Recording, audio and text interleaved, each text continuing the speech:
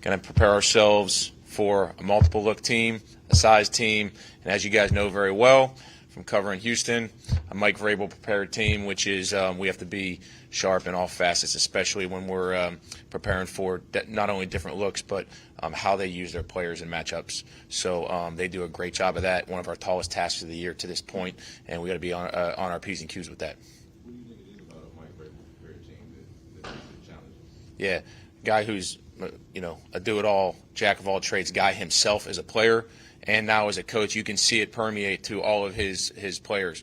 Whatever they're asked to do, it's not just like a cliche. I know a lot of us have said that. That shows up, and it truly does. So, whether it's playing with a certain style and level of intensity and physicality, but just aggressive, everybody playing with technique within the scheme and doing the little things right, but moving guys around. I mean, it is especially in the special teams core, they have had players all over the board in different spots and are still successful. So it's obviously coming down from the mantra of the team up there. 3 years ago, they beat the Texans with a gadget play on special teams. Do you still have to worry about that with them trying to fool you like with Hunter Thorne's touchdown pass? Yep, and we're going to look at all that stuff every single week and make sure that we're sound in our fundamentals and prepared as we possibly can be. There's one thing about them, and that's situational football. That isn't just offense, defense, and game management, clock management. That is a broken formation. That is knowing who their personnel is, what they do well, insert certain players at different positions. We got to be alert for that and ready to play in those exact things for whether it's to steal a possession or in a big moment in the game. So we're going to do our best to prepare for Coach Ackerman and Coach Vrabel in those situations. Yeah, he's doing a great job look, that guy has gotten better since he's got here, and he's doing a great job of using his biggest weapon, his speed. And he's playing with physicality, he's playing with detail in his leverage as a tackler, and we're going to continue to work him to improve. So I definitely I'm proud of Tremon, and just like everybody else, they're here to prove himself. So he knows that next time he steps on the field as a gunner or a returner, hey, that's the only rep and the only play that matters to this point in the season, and he does buy into that. So happy with where he's at. Also, the open week when you're evaluating the group, what were some of the things that you noticed through the 9 games? Yep. As a collective team, we got to improve everybody. Whether we've had a good play or a bad play, we have to improve his tackling and making sure that we're rallying. Because when you're going up against a team like Tennessee, just look at their punt return average. It's not because Chester Rogers is taking the ball all the way to the field or whatever the return look is. It's because they steal possessions, they steal a first down rather, by attacking vertical. That stresses your coverage when you have a returner that is savvy to go this way, and we have to be able to collapse and make sure we're closing space and condensing lanes against guys like him and teams that are taught to do that. What do you see from maybe starting to hit the ball now and this last game against Miami? Yeah, I think it's, I've said it before, but I think it's a consistent pattern with him. The guy shows up every day to work. If he doesn't hit let's say there's 5 or 6 kicks in a field goal set and he doesn't feel good with one of them, he's going to go and get that extra work in. Going to continue to see him every single day improve on any little miss hit that he may or may not have. And I'm happy with where he's at. He just, he knows it's one kick at a time, as we all do. The team put out some stuff earlier in the week about Pro Bowl votes. So do you think some of y'all's best Pro Bowl candidates might be on special teams? Yeah, I think, that's always a tricky thing in the NFL. I'll leave that to you guys. I know that for us, every single person here, we just want to make that next play and perform as well as we can to put our team in good field position in our first chance to prove ourselves against the Tennessee Titans this one next weekend, okay? Thanks, guys. See ya.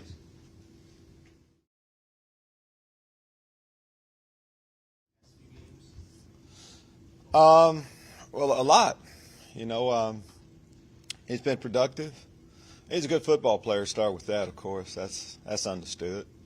A lot of us hadn't performed our best, earlier, but it takes a while sometime. I just know we like what he's been doing lately, giving him more responsibility, and he's stepping up to the plate. Excited about seeing, Zach and the rest of the guys finish up, the right way.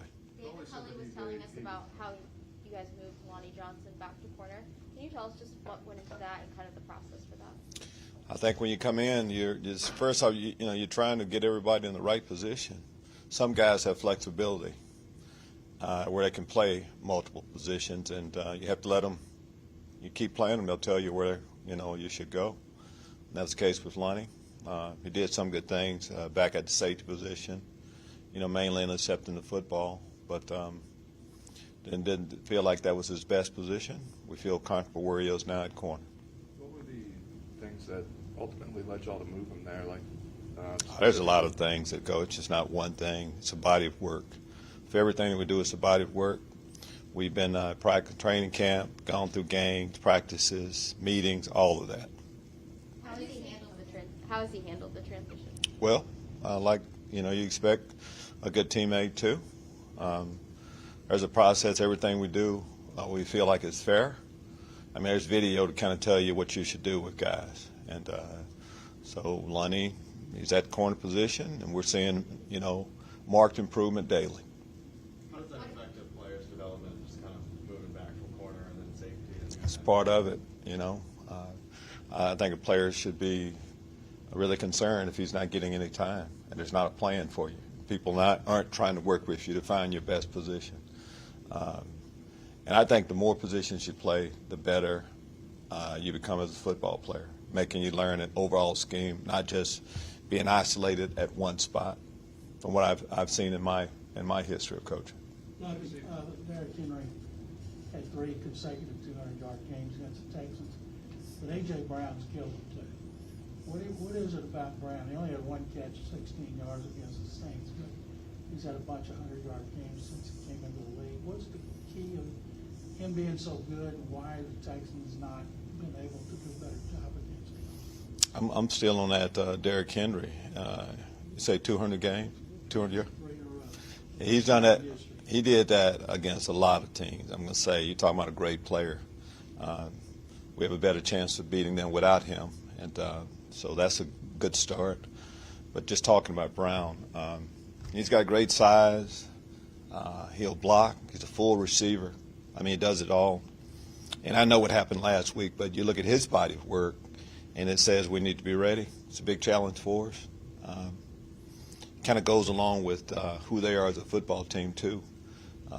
When you say you're a tough football team, one of the positions you look at is the cornerback position, will they tackle, and the wide receiver position, will they block. Of course, he'll do that.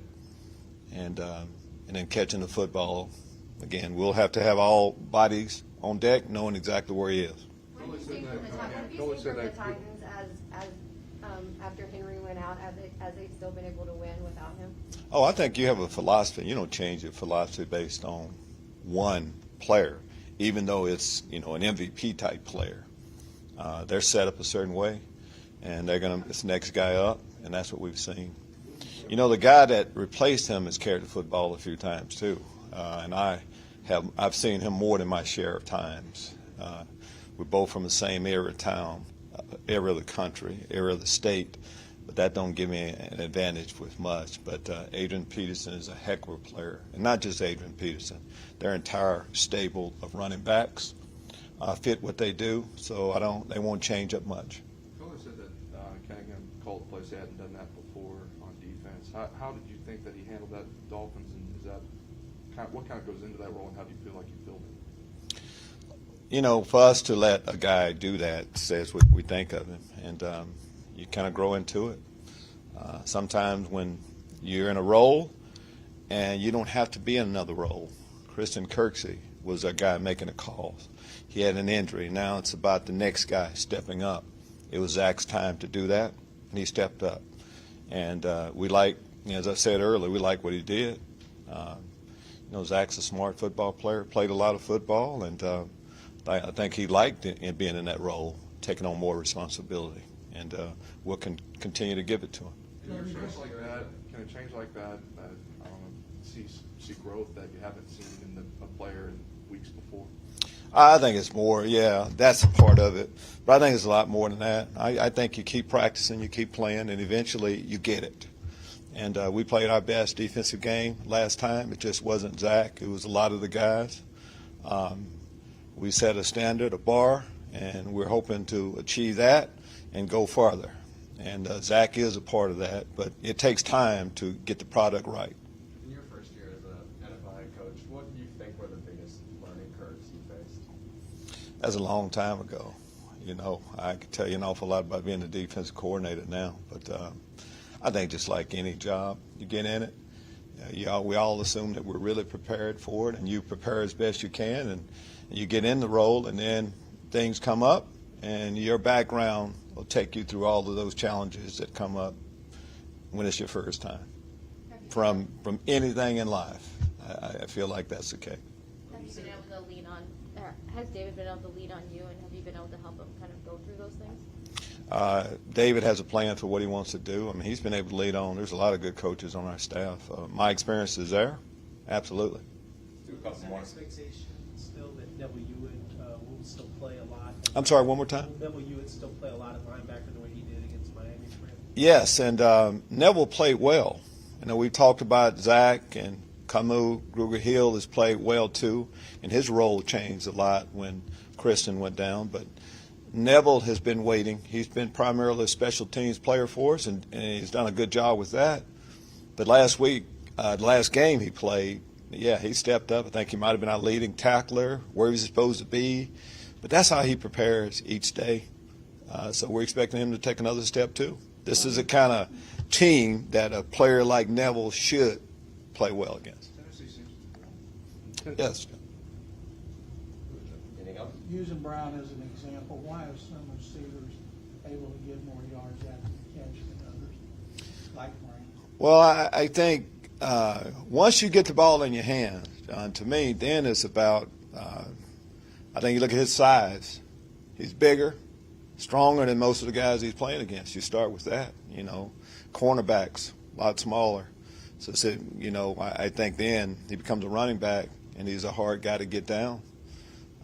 Of course, he has excellent hands, but once he gets the ball, I think now it's about what kind of guy you are. I think size helps that a little bit based on, you know, most of the time defensive linemen, the bigger guys aren't going to get a chance to tackle him. Now it's about smaller guys, and he has broken a lot of tackles. Tennessee seems to be another one of those teams that likes movement before and get you guys out of position. Other teams have done that. Is this configuration of linebackers, have you seen that improve with this, and what kind of goes into? We've seen everything improve. Again, judge us based on our last game. Most of the spots we need to be in, gap-wise, we were.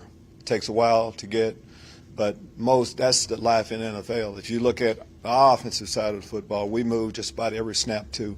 That's life in NFL now. Offenses want to put a little doubt in your mind before the snap of the football, and you have to be able to handle it. Feel like we've handled it well the last time. We'll handle it well this week. All right. Thank you.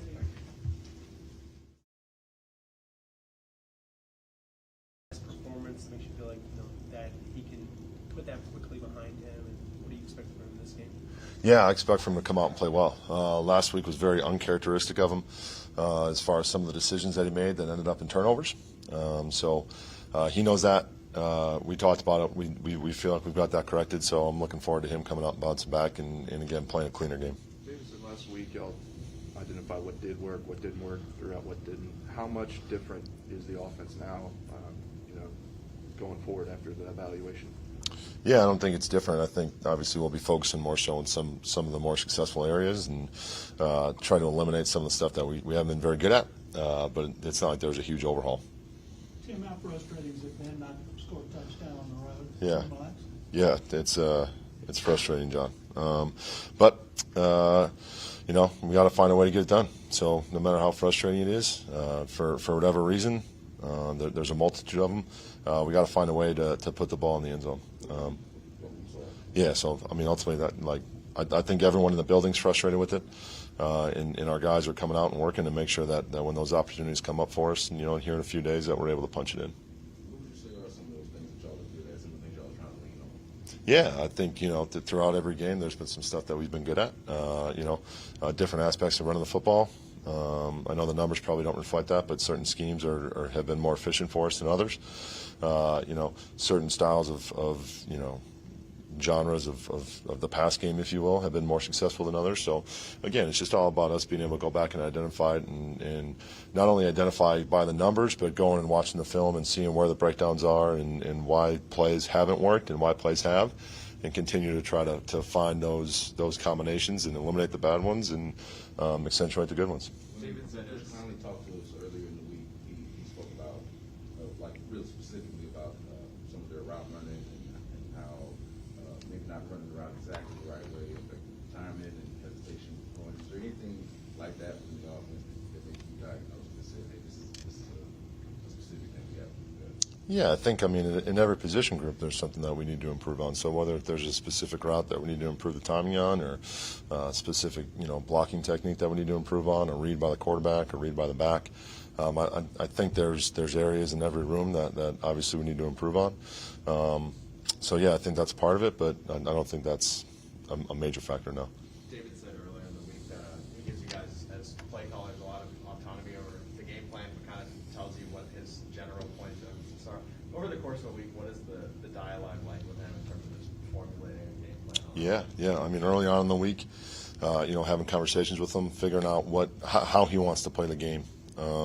So obviously that changes every week, based upon our opponent. So really trying to figure out his vision for the game and how he wants to play it, and then formulating the game plan around that vision, and again making sure that we're putting our guys in the best position possible. So what do you see from Titus as far as growth at the left guard position? And remember, Scott, when he puts in the analytics sites, he hasn't graded out as high in that area as he did as a right tackle. Do you guys see him as a guard for the future? Do you think that his tackle something you would think about as well for him later? Yeah, maybe. I think we're going to do whatever is best for the team. So that's one of the good things about Titus, is that he's got the ability to play multiple positions. And right now,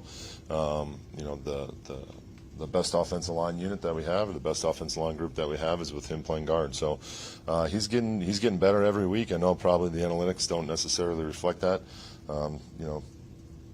We can have a different conversation about some of those analytics later, but from what we're seeing, he's becoming more comfortable in there, because it's different. It gets on him faster. The type of player you're playing is different.